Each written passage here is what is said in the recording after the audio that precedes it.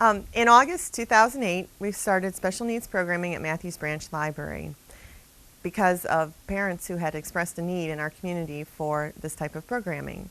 I had spoken with one mom of a child with Down syndrome and another with a child with autism, and they both were especially encouraging, and they stated that they would help promote the program. And through word of mouth alone, we had almost 40 people at our first program in August of 2008.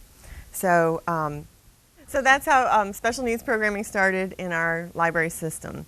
About the same time, Tammy Baggett at South County Regional had encouraged Emily, Nanny, and I to do a special needs proposal.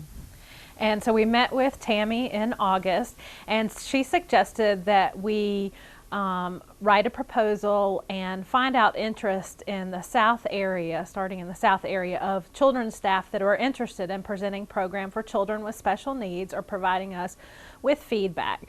So some areas that she challenged us to address in the proposal is finding out an interest, polling people, and Trish sent out an email to find out who would be interested in giving us feedback as well as doing special needs programming, to provide some guidelines for staff on what a program would look like, and to put that down in words about how we would go forward with providing programming in the South area and then possibly expanding it.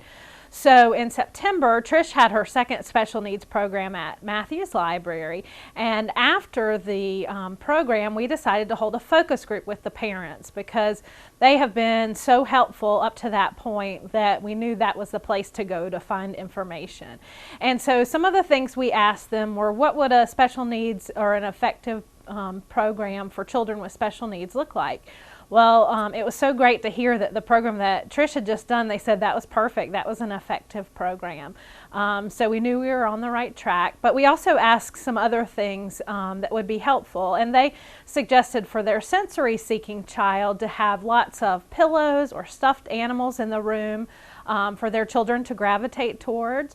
They said that some of the challenges they faced when going different places was having to worry about if their child was loud, and so they appreciated having the opportunity to come to the library and attend a program where their children were celebrated and considered and could be as loud as they needed to. So that was some of the great feedback. Also, they were thankful that the library had a place to have a programming where food was not available because some of their kids had severe allergies to food. So that was good to know. And just we learned that flexibility was really important to them. Their families' lives are so busy, and Saturday mornings we found out was the best time to have programs. And if we could have drop-in programs or programs where they didn't feel like they had to register, they could show up if it worked for them. So that was a lot of great things that we learned from the focus group. Once we started doing the proposal together, we did a lot of research, and one of the things that we did was visit Autism Society meetings in the area. And the first Autism Society meeting that we attended was a brainstorming session that was very informative about things that the parents were looking for to do with their children. The second meeting that we attended was a summer fair, and at each session, Emily and I were able to network with different people and parents. And we found out that they really would like this type of programming at more branches, not just at Matthews and South County. After we started going to the meetings, then we found out that Trilby Meeks was spearheading an effort for a partnership between PLCMC and the Autism Society. And so we became part of that team as well. And the purpose of the partnership is to raise autism awareness regarding all ages of people with autism and their families. So this kind of works nicely. Our story times have worked nicely with that partnership. And that's the reason for the training video that we're creating, is that we're hoping that as part of the partnership, we can spread the video to other branches, and people will add programs to their repertoire for this purpose.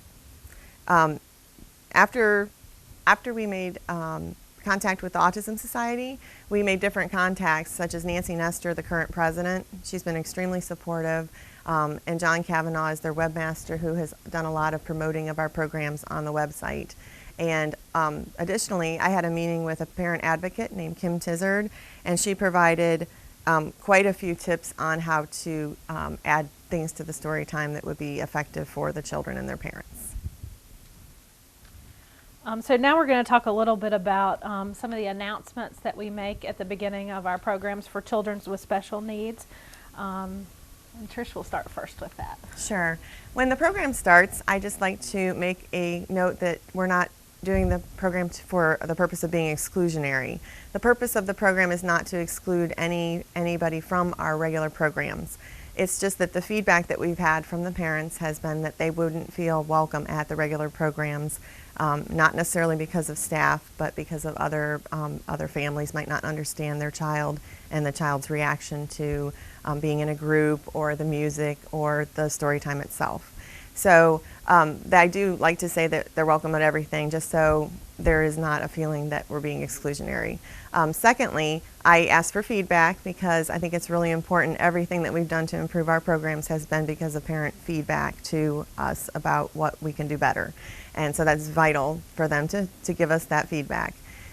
Also, we make a comment that we know that everybody's at different levels, and some people might need to leave the room and return, so the doors are unlocked. They can feel free to come and go as they please. And lastly, I talk about the schedule that I use. I use schedule cards that are part of Boardmaker software, and I will actually go through. These are placed on a flannel board, and this is an abbreviated version, but I would go through and say, today, welcome to the library. Today we will read a book. We will have a flannel activity. At the end, we will do blow bubbles and do coloring. So this is an example of the pick cards that are available through Boardmaker, and I do use that as part of my opening announcements to go through the entire schedule for the day. The purpose of the schedule is once you've completed an activity, say we're at the library, then you would take that part down and it would be done. And then the children who respond to schedules or who have been trained to work with schedules would realize that they're on to the next schedule item, which is the book. So these are examples of the Boardmaker picture cards. And just to kind of tag off of what Trish said, I also welcome everyone to the programs that I've had at South County and say that you're welcome to attend any of our programs. I want them to feel comfortable. I do take their email if they're interested in giving it to them. That is one way that's been very successful to contact them, is to have an email distribution list set up to send out. So I tell them if they'd like to be added to that, I include them as well. I also use the Boardmaker pick cards, but I do them just a little bit different. I do have the schedule out as Trish showed, but when I point out to the parents, I say this is what we're going to do today, and we're going to attempt to go in this order, but we may not. We may do 2 books in a row, or we may do a song in a place where I have a book. So I just use it sort of as a general outline. I have the words under the pick cards as well for the kids to identify the word book with the symbol of book. But I use them more in a general way, still for a schedule, but flexible with that.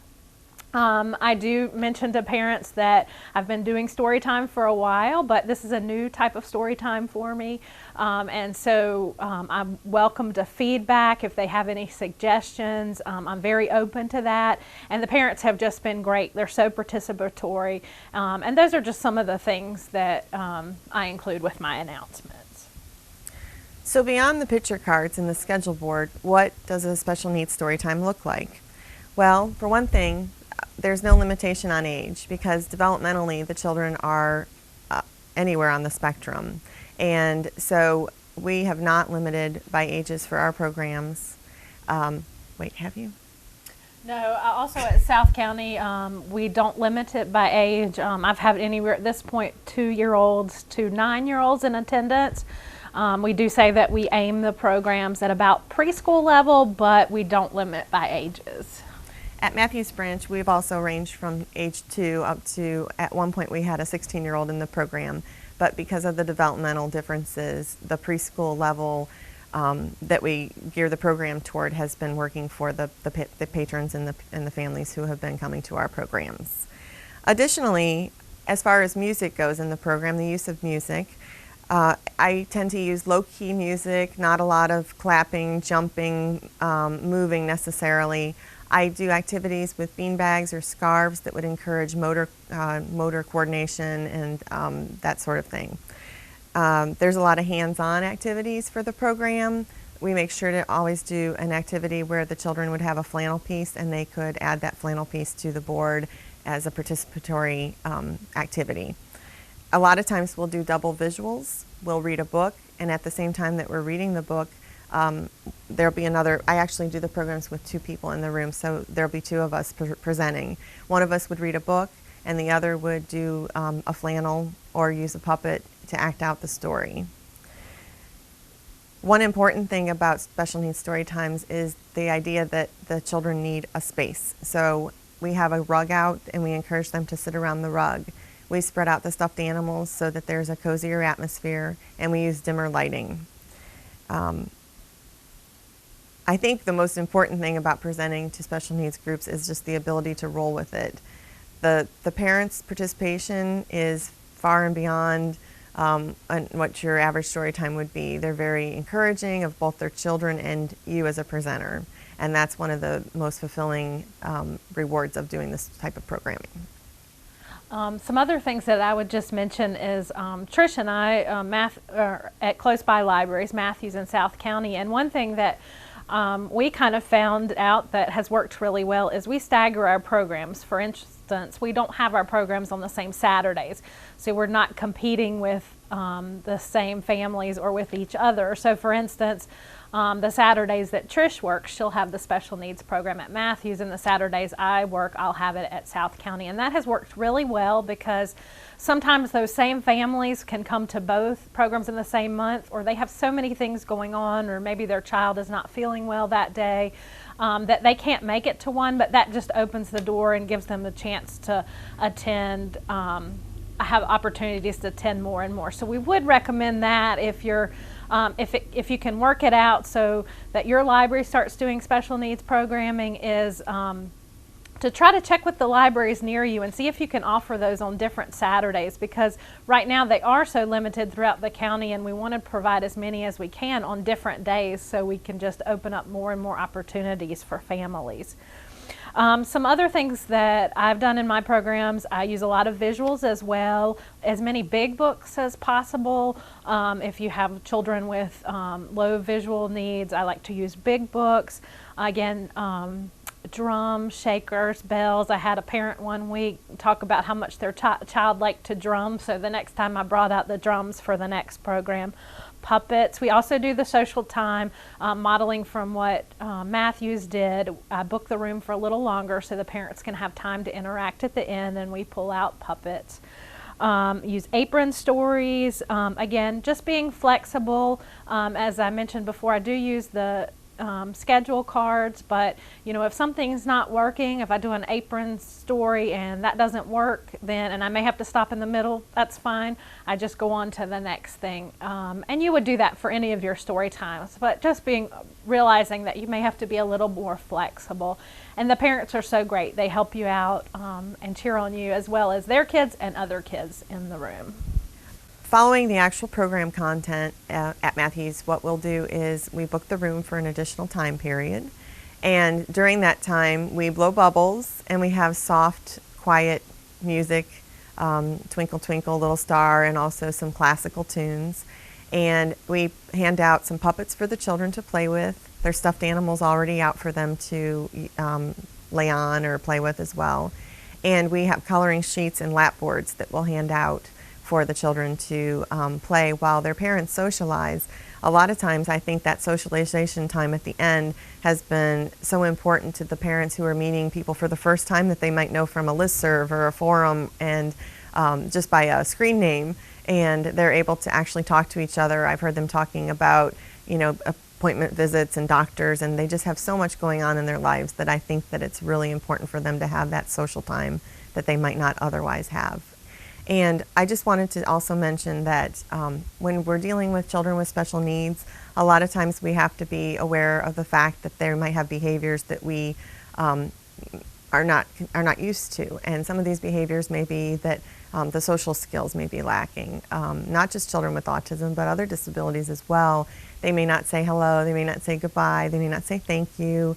They may have some behaviors like flapping, rocking, moaning, putting their hands over their ears. They may not make eye contact with you. Right, and that's okay. You just go on with your program, and the benefit is definitely there for them. They're still having a benefit even if you may not be able to tell at the time. I just encourage everyone to just keep trying and go forward and just keep having the programs. Another thing I'd also mention is the whole family is included in both of our programs, so you'll have a lot of siblings that are siblings of children with special needs, and they enjoy the program just as much and have that opportunity to interact and enjoy the program. So just realize the whole family is included in these, and it does make it a great family time. Some other things for our proposal is Trish and I have been to several schools in the area to learn more. This is such a learning process that we want to absorb as much as we can. We went to Fletcher School at the Rankin Institute back in the fall of 2008, and that school mainly has it's from kindergarten to 12th grade, but it takes students with reading, writing, and math disabilities. But one great thing that came out of that is you can go to the Fletcher website and you can get signed up on their mailing list, and they have different series. They usually happen on Tuesday nights throughout the year in the spring and the fall, and they're free. And this February, actually, we went to a series on autism and Asperger's syndrome with a doctor of psychology. And so we made some other contacts with parents and learned some things about the future of autism and Asperger's syndrome. So we would recommend, if you get on that mailing list, maybe attending some of those free workshops there for parents, educators, anyone that's interested. We also attended GAR Christian Academy, which has programs for preschoolers, again, all the way through high school. But one really unique thing is they have an autistic track, and we were able to go and observe some programs and meet with one of their directors, and they do a lot of positive reinforcement, and they group kids by social skills, development levels, and special needs, so they're not necessarily all by age level. But it was very interesting to learn and to gain some tips from them. And then also we went to the Metro School, which is CMS Public School, which is for 3-year-olds to 22-year-olds. They have a transition program after they're 18 until they're 22. So they can graduate at 22 if they'd like, or earlier, but a lot stay till 22. And we just learned so much. We met with a teacher there that uses adaptable books, and Trish is going to talk a little bit more about how we could maybe use adaptable books in the library system. But we got to see some of those firsthand. We got to see they have a swimming pool for all the kids that they use for therapy. They have a partnership with Allegro. Again, Trisha's going to talk about that in a few minutes. So special classes for that. They have music, lots of things that you would find in any high school, elementary school. But it was just a great place. They have all different children with special needs, but it was a really great place to learn from them. They have adaptable playground, so we can pick up information everywhere we've been. In February of 2009, I contacted the Allegro Foundation. The Allegro Foundation is a nonprofit organization that combines movement instruction with educational and medical expertise. And they serve individuals with all types of disabilities: mental retardation, Down syndrome, orthopedic challenges, cerebral palsy, and autism, as well as other learning disabilities. So I went and observed a class with Larissa Martin of South County at CMC, and I observed how they used beanbags and movement with the children, and I found it very interesting. So I scheduled a meeting with the foundation and to talk to them about what they do in potential partnership with the library. And since that time, they have come to do a sample class at Matthews Branch Library, and we had children from our regular rhythm and rhyme group came to that class, and they really enjoyed it. So I hope that we continue to move forward with some additional activities with the Allegro Foundation, and that we can learn from each other and cross-promote each other's activities. They're a nonprofit group, their classes are free, and they have a lot to offer in the way of music, suggestions for music and activities regarding movement with the children with disabilities. And next we're going to talk about a little bit what the future might hold for offering programs for children with special needs in our library system. One of the possibilities for the future of special needs programming in the library would be adding more Allegro classes or partnering more library branches with the Allegro Foundation. It would be great to extend our special needs programming throughout PLCMC to add different branches. There are certain, other than the South region, it's wide open. We could go anywhere. I am willing to come to any branch in the system and present a program as either a training opportunity or just as a service to the community if staff is not available or able to be trained to do that program. I would love to come to all the branches and do that. Additionally, I would be happy to train others about this type of programming and what we have done and what we have found to be successful. Also, it would be nice eventually if we could have some kind of kit created. So it was like along the lines of a Storytime to Go kit, but a kit for programming with special needs that would have all the visuals, the music, the books, the activities that you would do for the program. And it would be ready-made and you could just check it out or borrow it and use it for your branch. Also, here at Matthews, I would love to see if the ideal class size is 10 to 15 children.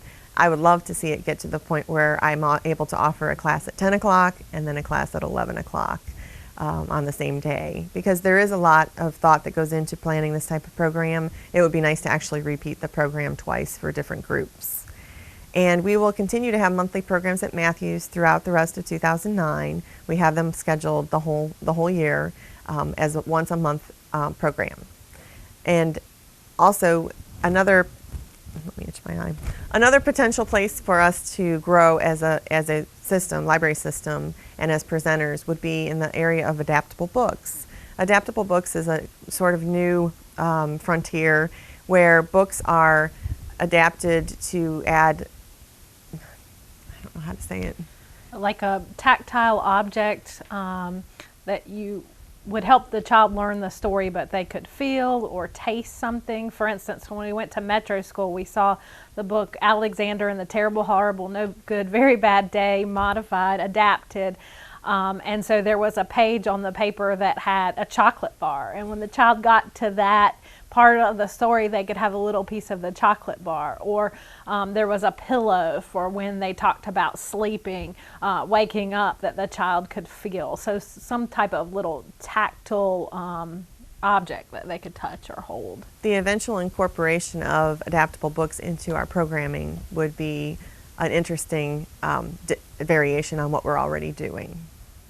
And again, I would just say, when I first started offering these programs, I'm still very new at it. I was a little intimidated at first, but the parents are so helpful. And when you see the sample program that Trish and Joanne are going to do in a few minutes, you'll see that it's not too much different from a toddler or preschool program that you might offer. Just being a little bit more flexible and open.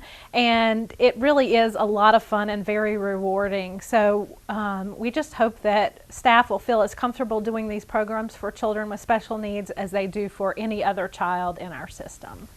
Thanks for joining us today to learn more about special needs programming. After this, you will see a segment of an actual program here at Matthews Branch Library today, April 11th, 2009. And we are just going to perform the program in its entirety with the camera as an observer. So we welcome you to observe from our program and learn and go forward and create your own programs.